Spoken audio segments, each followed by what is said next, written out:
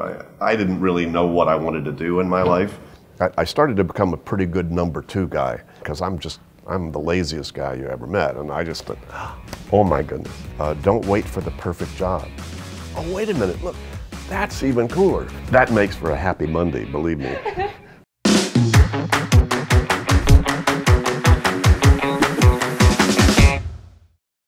Actually, I want to ask you about your first part of the career. As far as I know, you changed 35 professions before 35 years old. I wouldn't call them professions. Okay, they were but just jobs. You know, I didn't really know what I wanted to do in my life.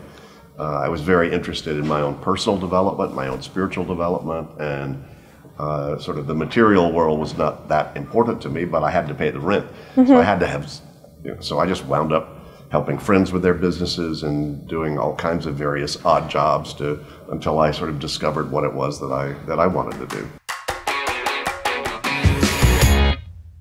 Actually, a lot of our followers are about like 30, 25, 30, 35, and they sometimes feel that I haven't done something unique in this kind of age. You started your methodology and actually became famous after 35, right? Yeah, so how you felt that time, and what would be your advice for those people who are not in their path already in about 30s? Relax. You know, there's a lot of life ahead of them, and the way the world is changing these days, I mean, there's nothing new in the world except how frequently things are new. And so, you know, the world 2 years from now or 3 years from now is going to be very different. There will be, you know, I wound up making up my own career, really. I didn't fill somebody else's job. I just uncovered some things. And, you know, I discovered that being a consultant was the thing that was most comfortable to me because I like change, I like helping people, and I like sort of exploring situations and seeing how I can improve that. And I didn't really realize, I didn't really grow up in a world where consulting was something that people did. You know, I grew up in a much more traditional kind of society and culture where, you know, they were just sort of the standard jobs. You either were an attorney or a teacher or a doctor or something, but to be an actor or an artist or a consultant or, and heaven knows, you know, a computer programmer, what was that? You know, nobody knew what any of that was. So I'd say relax and stay focused on what kind of things that you like doing. You know, sort of when does Anna show up? When you're doing what kind of things? When you're cooking, when you're having a party, when you're by yourself, when you like to take money to the bank, or when you drawing things, or when you're creating ideas. You know, what are the things? And I think most people have the seed, I know I did, have the seed inside of them of probably what it is that would be where they would shine. So I think just being aware of what kind of things you do where you shine, and that doesn't have to look like a job yet, or doesn't have to look like a profession yet, but that would be something I'd recommend that people start creating some sort of an ideal scene in their life. What would they like to be doing? I know a lot of kids are just bouncing around and just wanting to make money in some way, trying to be successful in that way, but they're, you know, seem to be a little lost because I think they lose sight of what's really, really important to them. What kind of things do they really want to do?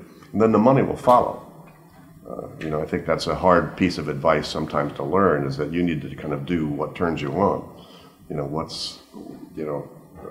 what do I do that where time disappears for me, where I get into my zone, if you will. How much time came from the moment you understand where you shine?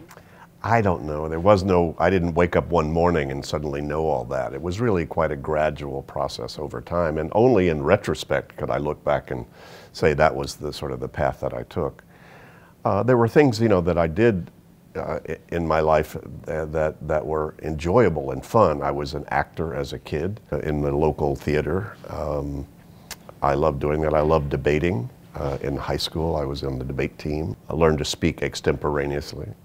I liked writing. I was pretty good at that. And I got very interested in philosophy and history. And so I pursued those. I thought I was going to be in the academic world. I thought, because I got fascinated by history of philosophy, history of culture, history of art. I was fascinated by the trends that sort of have affected sort of the world. So I thought I was going to be what can you do when you study history, but teach history, you know. So that's what I thought I was going to do, and I did that pretty well. It turns out that I wound up in my life being an educator, But who knew that I had no clue that that was what I was going to be, that what I'm doing now was something that I was going to do then. I just had to keep following my nose, as we say, putting one foot in front of the other and looking around. I think a big piece of advice that I have for anybody at that age was don't wait for the perfect job. Look around to find what's the best thing that you can see in the currently, and then start moving toward that. As I say, in a way, I kind of never really achieved any goal I set. It's sort of like I say, well, gee, I think I want to go over there. So I start moving over there, but I get halfway there and I go, oh, wait a minute, look, that's even cooler. That's a better thing there. And so I never got there. So I went after this next thing that I saw I was more mature, I was better, I could see something else, but I couldn't see that thing from here. I had to actually start moving to get to a position and perspective and get some experience and maturity to be able to see what the next thing was. So don't trust that your idea of what's the perfect job or the perfect thing to do is what it's going to be. But don't hold back. I kept waiting for the perfect job, and that's why I just did all kinds of jobs. And I was a waiter. I sold motor scooters, I sold vitamins, I helped, and I managed a service station, petrol, sold that. I did all kinds of things just because they were a job and I didn't know what I wanted to do yet. Turned out I got a lot of experience in doing those kinds of things that I was able to, bring. Kind of idea that you connected the dots afterwards? Later on, yeah. I started to become a pretty good number two guy. I had friends that seemed to know what they were doing, and they were starting businesses and had their own operation going. And I thought, oh, well, okay, let me go help this person because he said he could use some help. So I became like a good assistant to this person running a business. And I just look around because I'm the laziest guy you ever met. And I just said, there's got to be some easier way to do whatever you're doing. So I helped him improve his process in his situation. Now they call that process improvement. That's a fancy consulting idea. But I was just trying to fix it because I didn't want to have to work that hard. And then I'd fix it and then I'd get bored. So then I'd leave and get interested and go helping somebody else. And then I discovered that they actually call those people something and they pay them money, consultant. Oh my goodness. So now I am one. So 1981, I sort of hung out my little sign, Allen Associates, and I said, okay, I guess I'm pretty good at just showing up and seeing how I can help people. And that's when I started to explore, well, what are the ways, if I'm going to take that kind of a role, what are the things that I could learn that if it wasn't clear how to help someone, I could sort of pull this formula or pull this model out of my pocket and say, well, I can walk you through this. And I started to learn some things, first of all, for myself. As my life was getting more complex, I'd had very much a love of having a clear head. I loved in my meditation practices and martial arts. I spent quite a number of years in the martial arts, getting a black belt in karate. And so a meditative kind of state where your head is clear is the best place to operate from. So I kind of knew that. But as my life was getting more complex, I found that was kind of messing up my clear space. So I got very hungry for techniques that worked for me to keep myself clear. And then it turned out that I came across, one or two or three or four things, and I started using those for myself. They worked for me. And everything that I tried to do, the things that really worked, gave me more clarity, more stability, more control, more ability to focus. So I turned around and started to use those with my clients, and it produced exactly the same results. I went, wow, that's cool. So I started to discover kind of this methodology, sort of little piece by piece, over a period of maybe 3, 4, 5 years. And then somebody in the large corporate training world saw what I was doing and said, wow, we need that in our whole company. Can you design a training program around sort of what you've come up with as a methodology? So that's what I did. And turned out to be very successful, so I wound up thrust into the corporate training world. And this was like 1983, 84, and I was in my late 30s then. And then spent the next number of years sort of just kind of following whatever, never did any sales or marketing. I was just, people referred me to another company or another person. And that's what gave me all the experience that then later on I said, well, I guess I better write the book, because it seems like I discovered something nobody else really discovered. And by that time, I knew it absolutely worked, so I had the confidence to go ahead and write the manual. That's when I wrote Getting Things Done, the first edition of that book in 2001. Would it be true to say that when you're finding something that is really yours, the next steps are going like in flow, because people invited you, they shared your ideas, and maybe you didn't have this question what to do next because there were a lot of things outside of you that called you to do the things. Would it be true to say that if it is something yours, the next way is given for you? Is this kind of... I think it is. I mean, you don't get rid of challenges and opportunities that you, and choices you have to make, you know, about all of that. But I think once I landed on that, you know, for years I had agonized. I didn't know what I wanted to do. So once I found something that seemed to work for me, and, you know, I sort of stepped into that role. And you're right, then things just, you know, sort of showed up. So that became where, in a way, I was able to relax and just say, well, let me just handle what's in front of me with as much elegance and excellence as I can, and the next thing is probably going to show up, and it has. So yeah, that's the way you know, now it, you know, I'll be 74 next month, so that you know, it's now worked for me for the last 35 years to do that. For those people for whom it's new to hear you and actually your methodology, can you just briefly, maybe in 1 minute, describe what is it all about? Sure. Well, it has a lot to do with stop using your head as an office. Your head is a crappy office. It's terrible. And most people are still trying to keep track of stuff and prioritize things and manage and keep, you know, trying to manage relationships between lots of things. And people live a lot more complex life than they realize. And they're making a lot more commitments with themselves than they realize. Oh, I should do this. I want to do that. I need to do that. I have to handle that. And most people are trying to manage that inventory in some sort of internal way, and it just doesn't work. So a lot of it is about how do I get stuff out of my head, sooner than later decide exactly what it means and what I'm going to do about it, if anything, clarify that, and then organize the results of that into some sort of trusted external system that I then look at regularly to feel comfortable about my choices about what I do. I mean, anybody listening or watching to this who's got a calendar or maintains a diary or a calendar is already doing that to some degree. You've just admitted that your head can't do it. Right? And you keep track of stuff you need to be aware of, and you look at your calendar to see where I need to be when, to locate yourself in space and time. So I just figured, how do you really make that, you know, if that's true just for that piece, that should be true for your whole life.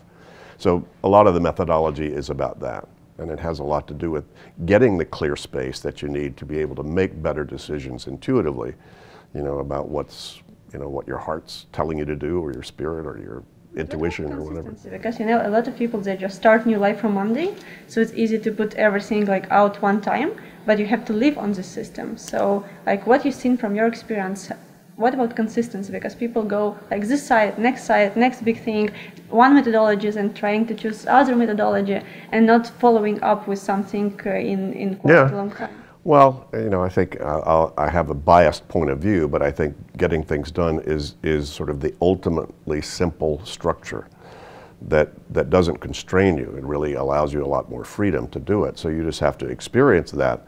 And then once you do, you have to decide, is that sort of clarity something I want to keep doing?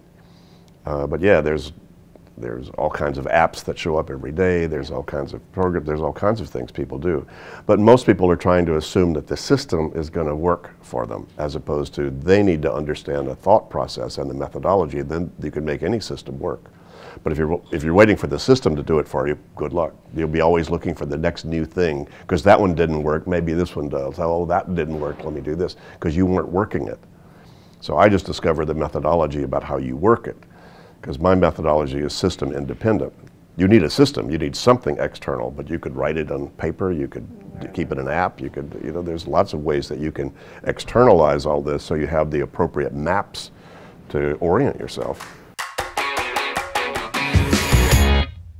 What are the most common mistakes people do in planning? Like you observed a lot of people planning. What are the stereotypes that we have about how to plan our life? Most people have a huge habit of keeping stuff in their head. Even when they read they know they shouldn't, they still do. You know, and that's a big habit for most adults anyway to change. Is if I make a commitment, you say, David, would you do that? I say, yeah. Right then, I'm going to pull out this little pocket notebook and write it down.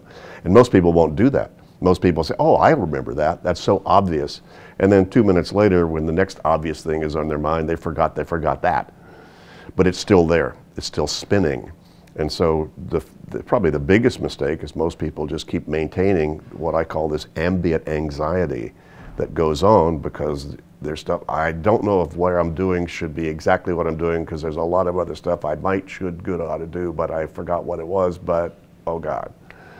You know, and that's probably the biggest barrier that people have is they're addicted to that feeling, meaning they're so accustomed to that feeling, they go back to that habit.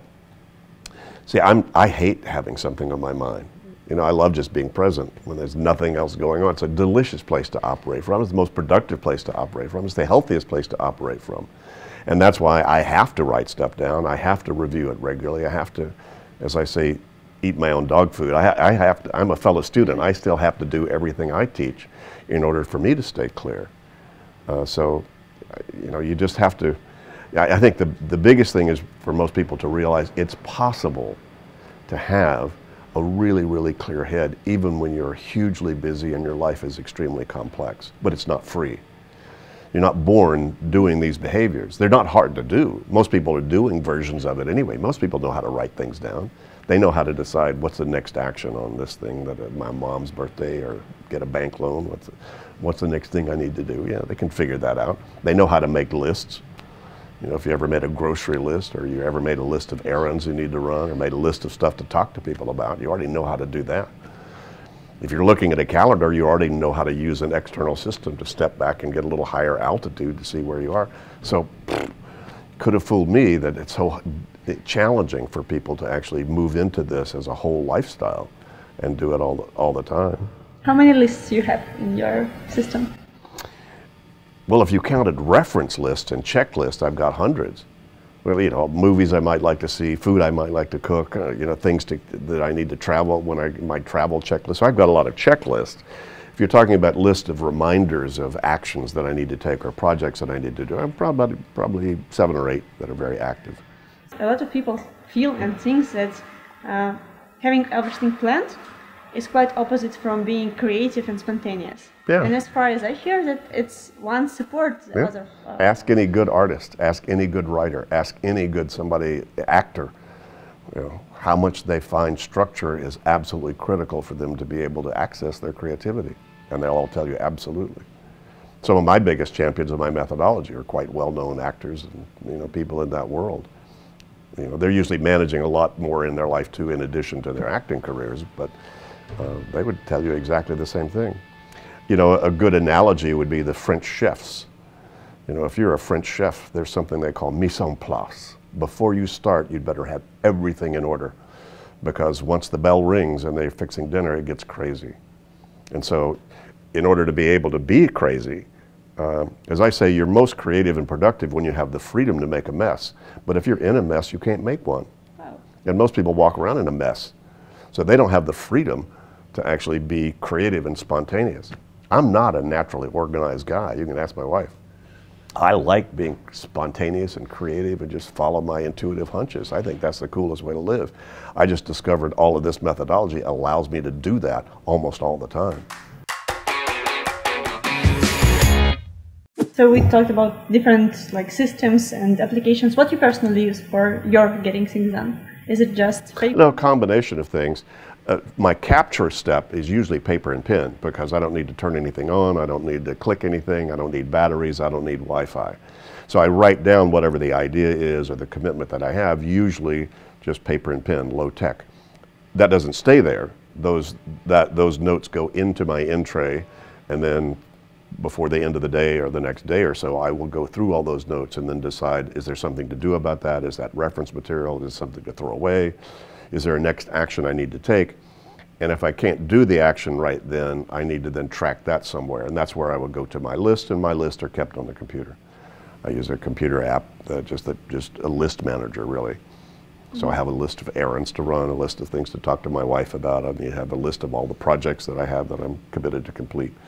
So those are and those get translated into, you know, that's transparent onto my iPhone and my iPad and my computer, so I can see them if I want to. But for the most part, You know, I work pretty much on the computer. It seems like when you tell it, it seems quite simple, but as far as it is simple. It is simple. That's why it seems simple. It's because it is. But you have your like schools and training system. Like, what is it that you actually teach? Because the system itself looks quite obvious. Like, okay, put everything in the list, separate them in different stuff, and then get it like by hand. Well, you can read my book and you get the whole methodology simply, but just knowing it doesn't give you the experience of it. You really need to experience it. So a lot of what our training is getting people to actually empty their head. You know, if I were coaching you one-on-one, first thing we're going to do is say, gee, Anna, what's got your attention right now? You're just going to have paper and pen in front of you, and you're going to get it all out of your head. And that'll take anywhere from an hour to 6 hours. For most mid to senior level professionals anyway, they just got so much stuff going on, spinning around in there, we just get all that externalized. So that's the first thing. So our training and our coaching just involves actually sitting down with people and giving people an opportunity to actually walk themselves through the process. And there's a lot of subtlety that happens, you know, once you do this work. It's, you know, that's one of the biggest, most interesting things is how much people report transformational experience changes in their life when they actually implement this stuff. Well, it's sort of like, gee, what if you had nothing pulling on you, Anna? Absolutely nothing in your mind right now, zero. How would you use that space? And people use that space very differently. Some people just be more creative, some people more strategic, some people just more loving and present, you know, with whatever they're doing. But having that space, most people are so hungry for that space, that can be quite an experience to suddenly have it. And most people, I think, don't realize that it's possible, but it is. It is just not free. It's going to take you a few hours to actually implement the system. It doesn't take much time to maintain it, but you do have to maintain it to keep it current, so that your head stays clear and you know that, you know, everything's on the list. My errands list has all the errands I need to run.